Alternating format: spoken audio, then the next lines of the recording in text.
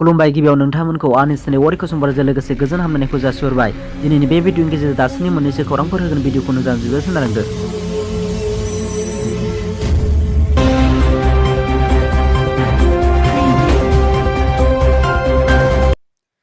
नैजिदाइन नं तामुलपुर बिधानसभा बियाबनि बिपिएफनि बारग' एमएलए सन्दीप बसुमतारीजों लोगोसे 60 सोद्रोमाफोरा इउपिएल दोलोआव हाबफैयो।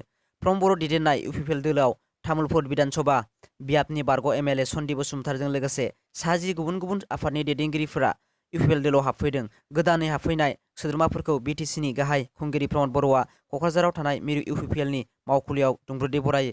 बे हाबाफारियाव तामुलपुर बिधानसभा बियाबनि बारग' एमएलए सन्दीप बसुमतारी, जानिम आली, तामुलपुर बिपिएफ तालिबार आली, रबिन्द्र भरक, क्रिस्टल टुटक, बारग' एमटिसि आरो एक्स-डिटिएम उत्तल बसुमतारी बिथांमोना इउपिएल दोलोआव जयेन जायो। सरकारा 22टा इउटिए चेनेलफोरखौ बन्द' खालामदों। मोनब्रैया पाकिस्ताननि बिसोर नंखाय खौरां फोसावबाय थादोंमोन। बिनि अनगायैबो 3 टुइटार एकाउन्ट, मोनसे फेसबुक एकाउन्ट आरो मोनसे खौरांनि वेबसाइटखौ बन्द' खालामदों होनना फोसावनानै होदों सोरखारा। 260 कौटिनि बारा सुबुंफोरा नायदों बे चेनेलनि भिडिअफोरखौ। बेयाव बांसिन काश्मीर, इउक्रेन, इन्डियान आर्मि बायदिफोरनि नंखाय खौरां फोसावोमोन। भारत बेरेखा बांसिन भिडिअ पस्टफोर होयोमोन। बेफोरबायदिनि थाखायनो बेन खालामनाय जाबाय होनना फोसावनानै बुंदों।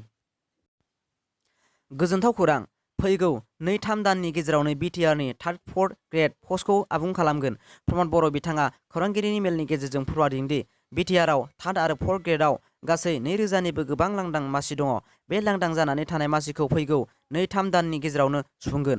बेनि अनगायैबो बिटिआर गोरोबथायाव थानाय 6.3 दफानि गेजेरजों स्कुल आरो कलेजफोरखौ सरकारि खालामनायनि सायाव प्रमद बर'आ बिथाङा बुंदों दि बिटिआरनि स्कुल आरो कलेजफोरखौ सरकारि खालामनो थाखाय आसामनि सोलोंथाइ बिफान आरो गिबि मन्थ्रिजों सावरायलायनाया जागासिनो दं। आसामाव रां बजा जथुमनि गेजेरजों बिटिआर गं 10 कलेजआ सरकारि जानो थांगासिनो दं आरो आद्रा थानाय कलेजफोरखौबो थाबैनो सरकारि खालामनो थाखाय खावलायदों आरो बिनि उनाव high secondary, high school, primary स्कुलफोरखौबो सरकारि खालामनो थाखाय खावलायदों होनना फोरमायथिदों दि प्रमद बर' बिथाङा। बेराफारसेथिं 1999 मायथाइनि फोरोंगिरिफोरनो एपइन्टमेन्ट होनायाव माखासे जेंनाफोर दं।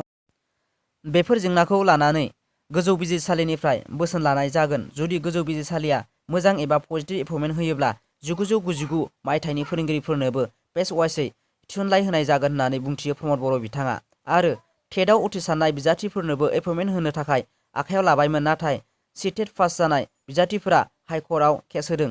दासिम बिजिरसालिया पजिटिभ एबा नेगेटिभ अपिनियन होआखै, बेनिखायनो टेट उथ्रिसारनायफोरनोबो एपइन्टमेन्ट होआखै होनना प्रमद बर' बिथाङा बुंथियो।